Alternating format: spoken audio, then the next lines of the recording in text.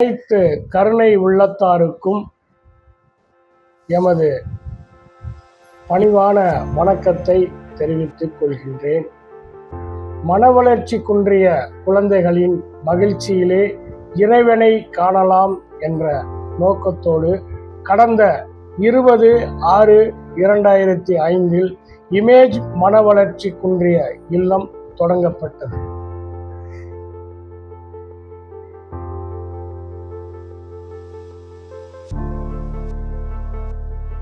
நம் அன்பு மொட்டுக்களும் பூக்களும் வண்ண வண்ண ஆடைகள் அணிந்து முகத்தில் புன்னகையோடு மனதில் அளவில்லா ஆசைகளோடு கடந்த 20 ஆண்டுகள் நம் குழந்தைகளுக்கு தாயாகவும் தந்தையாகவும் திகழும் நமது நிர்வாகி அவர்கள் கண்ட கனவு நிஜமாக துள்ளி குதித்து தங்கரதத்தில் ஏறும் தருணம் இதோ.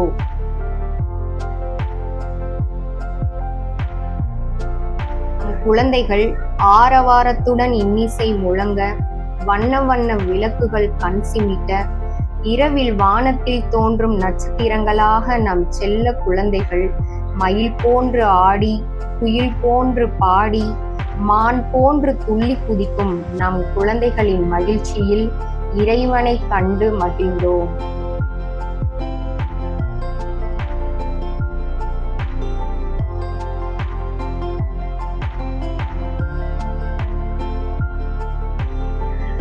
சுற்றுப்பயணத்தின் முதல் நாளில் முதல் சந்திப்பாக அழகான அதிகாலை வேளையில் அகிலத்தை காண வரும் ஆதவனே, உன் அழகை பார்க்க எமது மொட்டுக்கள் ஆர்வமுடன் காத்திருக்கின்றன.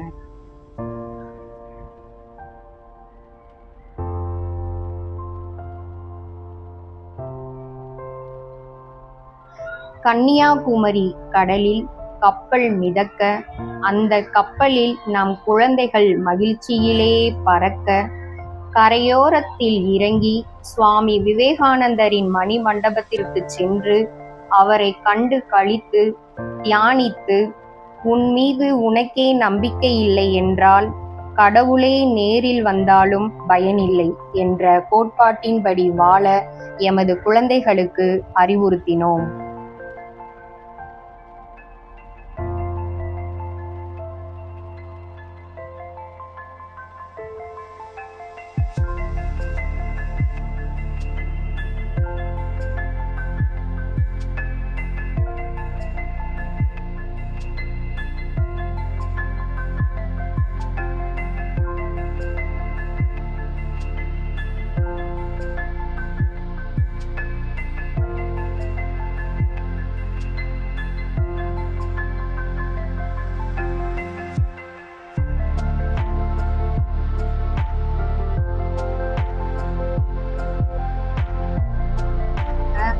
அகர முதல எழுத்தெல்லாம் ஆதி பகவன் முதற்றே உலகு என்ற குறளை எழுதிய, கடலின் நடுவிலே உயர்ந்து நிற்கும் திருவள்ளுவரின் சிலையை காண புதிதாக அமைக்கப்பட்டுள்ள ஜொலி ஜொலிக்கும் கண்ணாடி பாலத்தின் மீது நடக்க, அந்த கண்ணாடி பாலத்தின் கீழ் கடல் அலைகள் பாறையின் மீது மோத, ஆஹா எத்துணை அழகு!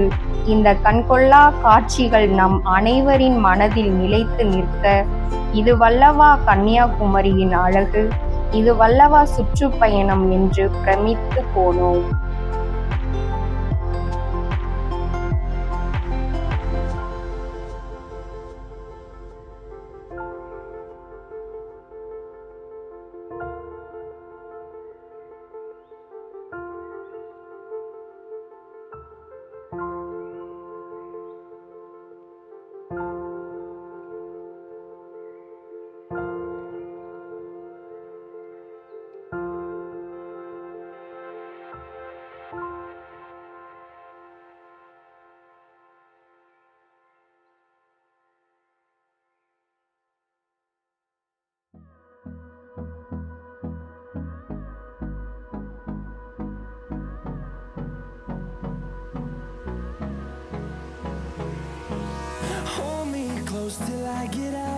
Time is barely on our side.